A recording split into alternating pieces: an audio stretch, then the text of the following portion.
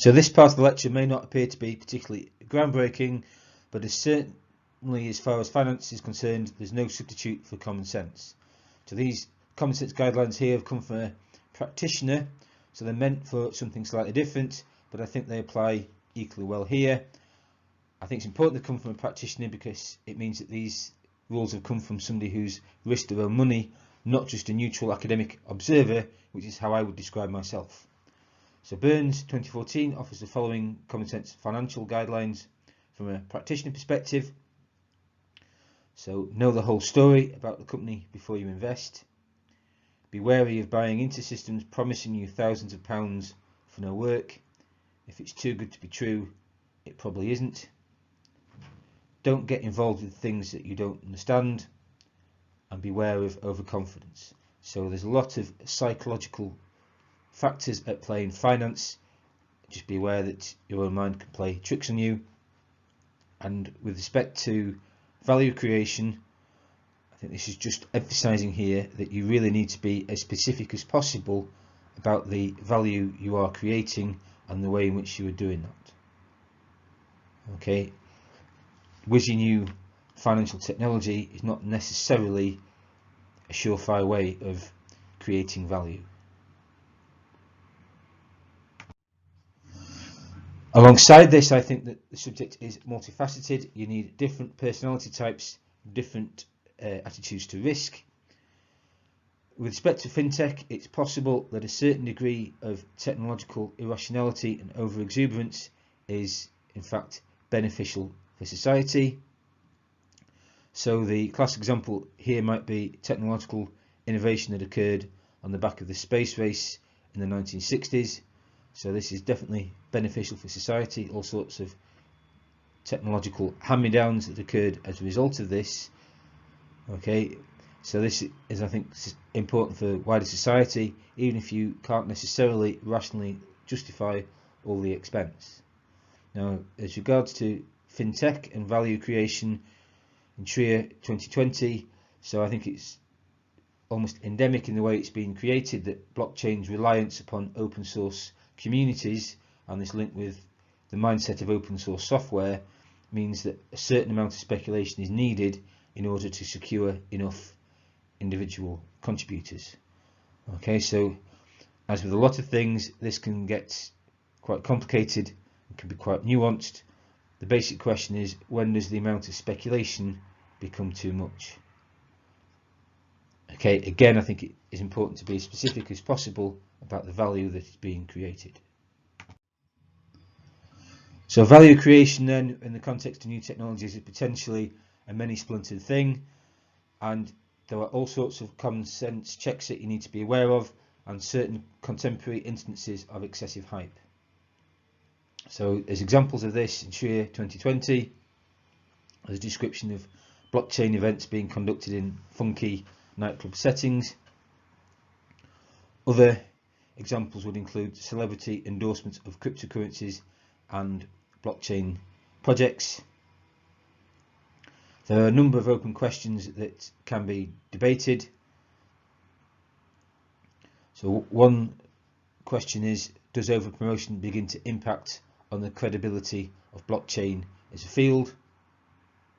So again, I think there's a need to be as precise as you possibly can be about the value that you are creating. And there are some other wider problems as well. So does excessive speculation in cryptocurrencies lead to wide-scale violation of securities and tax laws amid other problem behaviour? Now this problem behaviour may or may not be criminal in the strictest sense, nonetheless it may be undesirable. Okay, so there's certain instances here where you've got clear examples of excessive hype that can detract from the value that is being created.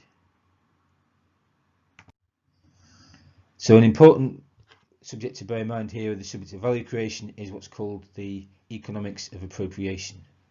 So unfortunately, it's far from trivial to appropriate economic rewards, even for goods and services with obvious intrinsic worth. So class examples would be lots of the things that universities do, like research and teaching.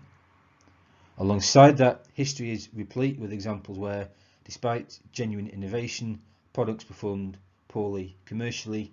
So you've seen my sort of classic 3 examples throughout these set of lectures. So things like Concorde, supersonic flight, commercial flop, Betamax versus VHS in the market for video cassettes. So VHS dominated. I'm not sure that VHS is necessarily technically better product.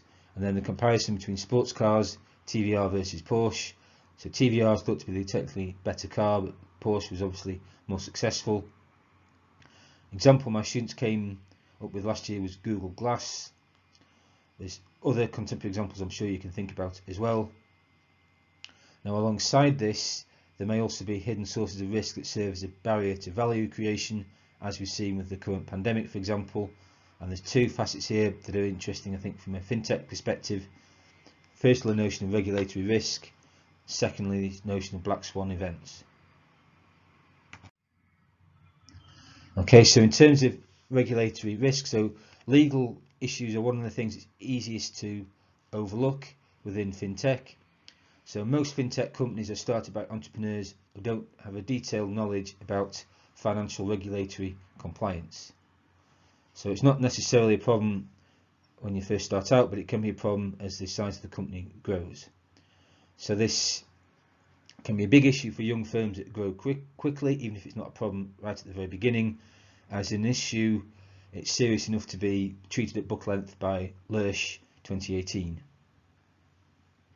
So the main areas of interest lie in EU and US legislation, though each country may have its own specific national legislation, and it's likely that things like Brexit may serve as a further complication.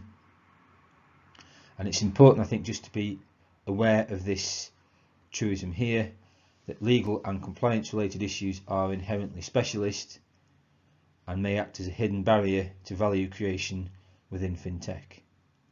So there's certain need to be careful and circumspect at every stage here, and one of these key barriers to value creation is this issue of precise legal and financial compliance, an inherently specialist area.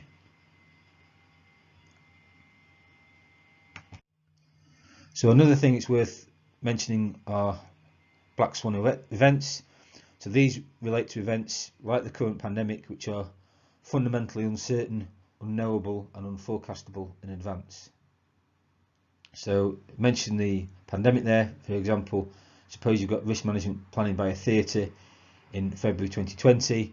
This may, given everything that was going on, fail to identify coronavirus as a threat to the business, even though this is a ginormous existential threat to the business. So the planners may then inevitably and unavoidably get caught unawares by the speed and scale of the crisis. This again is just to do with the speed and scale of the crisis, not a failing of individuals. So the coronavirus crisis presents an all too prominent example of a black swan event. So it's too important to ignore, albeit arguably, as we've seen above, impossible to plan for. Other black swan events will occur in the future, and the current crisis re-emphasises the need for businesses to ensure they have multiple different income streams. This is perhaps a natural thing to think about when it comes to fintech, as ensuring you've got different income streams is possible if it's to do with technology rather than face-to-face interaction. So in conclusion then, value may be variously defined as the amount of money that something is worth, or the importance or usefulness of something. The economics of appropriation mean that these 2 definitions may not coincide, and indeed this disparity between these 2 things here may be what makes the economic world go round. So the amount of money something is worth is not necessarily the same as the importance or usefulness of something. Classic example in the coronavirus pandemic would be if you compare the wages of, say, NHS and key workers versus the wages of professional footballers. Historically, the basic way that technology has provided value is to make things cheaper and therefore more available to an extended customer base. So again, think of this thing as being a democratizing process, very often what new technology does is it tries to expand the size of the potential market base of customers that might buy your product. And in fintech applications, a business model based around large volumes and small margins seems to be the least risky. Okay, and I think given the current social restrictions associated with the pandemic, there's potentially a big difference between traditional businesses and businesses that can rely more and more on technology.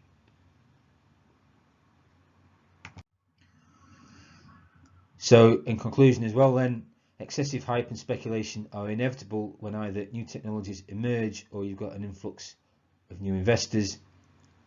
Bitcoin and blockchain may be different, as this element of excessive hype may be essential for blockchain's own development in order to ensure that open source initiatives have enough individual contributors. Okay, and there are certain instances when speculation may have beneficial side effects for society, things like the space race, for instance. The historical context is very rich, an important subject in its own right, and shows that wholesale adoption of new technologies may have significant human costs attached to them, especially if you're making people redundant wholesale.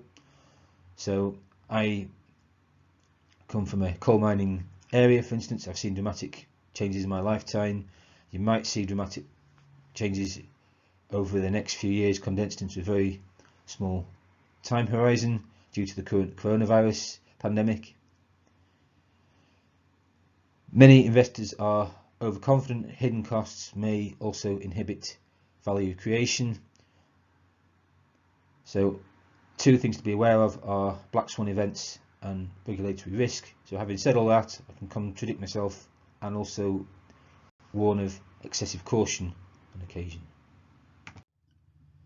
So in terms of the references then, it might be worth going through these in more detail than would ordinarily be the case.